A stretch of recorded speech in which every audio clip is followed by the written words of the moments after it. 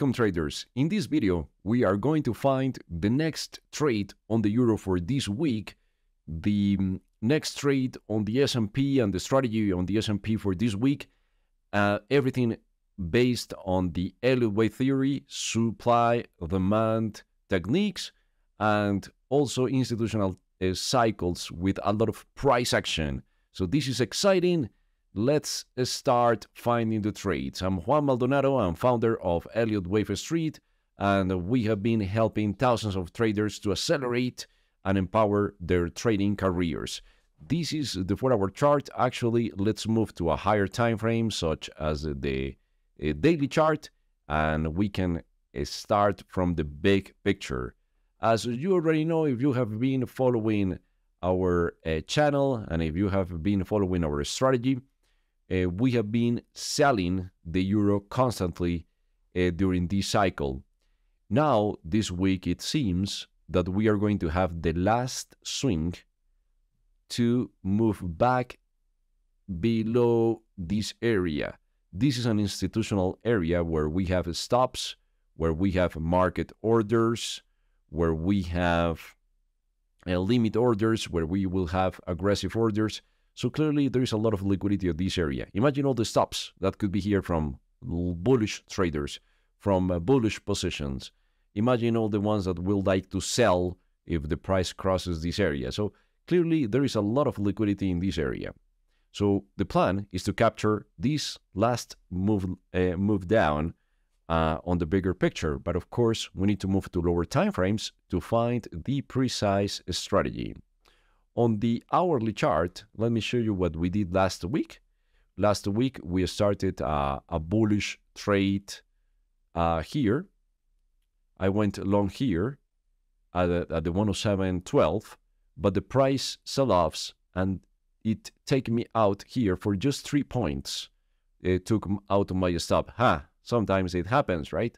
But then the price rejected, so I trigger again right here the trade at the 106.90 with a protective stop loss of the 106.60, and from there I started to book some profits. The target for this trade was at the 107.80, and right here, traders, we got the rejection. So it's starting the bearish narrative. From there, we have a leg down. The price comes up again to take out the stops. So they are stop hunting in this cycle. And now we're starting to see the sell-off. There is something important here. This is the valuation of the market. So if we roughly place a 50% mark here, where we can say that this is cheap, below the 50% mark, and this is expensive, all we can do at this area is selling or do nothing. But we can't buy at higher prices. It's crazy. And this is coming from the volume profile techniques. We have a whole course in our membership. And also here in YouTube, in the YouTube channel, you can find some lessons about the volume profile. The whole course is inside the membership. But expensive and cheap, right? So we want to sell expensive. So we're in the expensive area, and that's the trade that we are going to plan together. On this time frame, it's fine. We can look for the price to complete the first bearish Elliott Wave impulsive leg. 1, 2, 3, 4, 5. Better if during this process we have the price moving under this point, because it's a change of behavior. For the first time, if that happens, we are going to start seeing sellers at lower prices.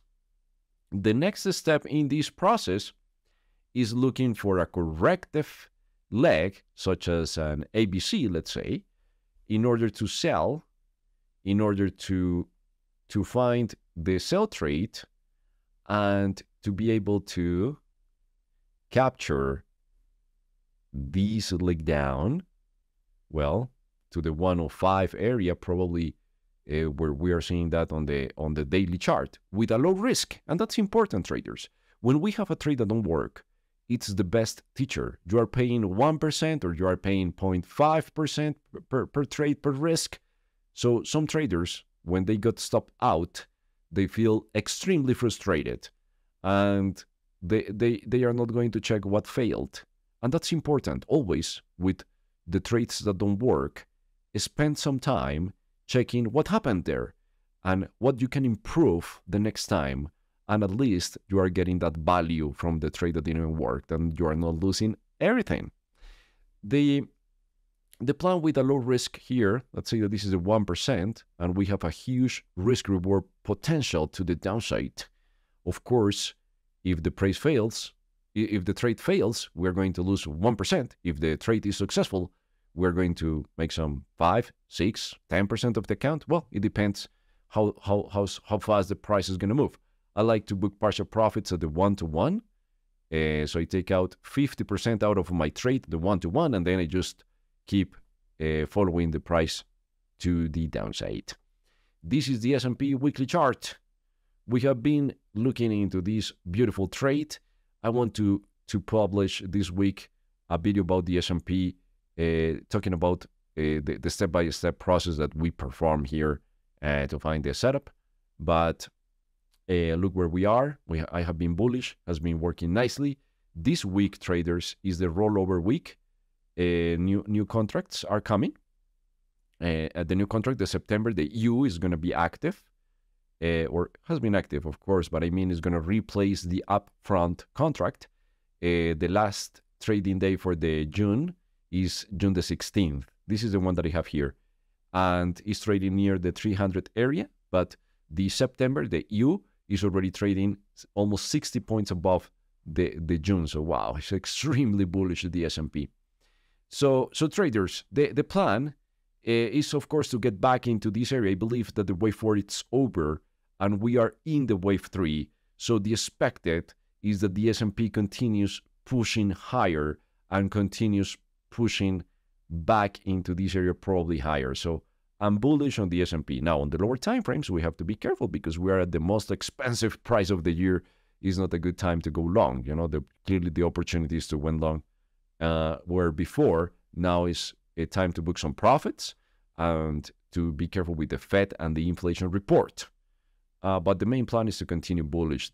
I believe that's the higher probability. Now, we can have a little retrace today, tomorrow. Let's see how the inflation report is gonna end, is gonna show up, but probably we're gonna have just as a shallow corrective leg under this area, WXY, price rejecting, and from here could start the wave 3. If the price doesn't reject here after moving below and then above, and let's say that we have a different scenario where the price crosses down here and moves down and probably crosses down this level, we could be in a bigger picture corrective ABC, like something moving back to the 200, to the 150 area before the big move up. That will be actually better because we can have a better discount.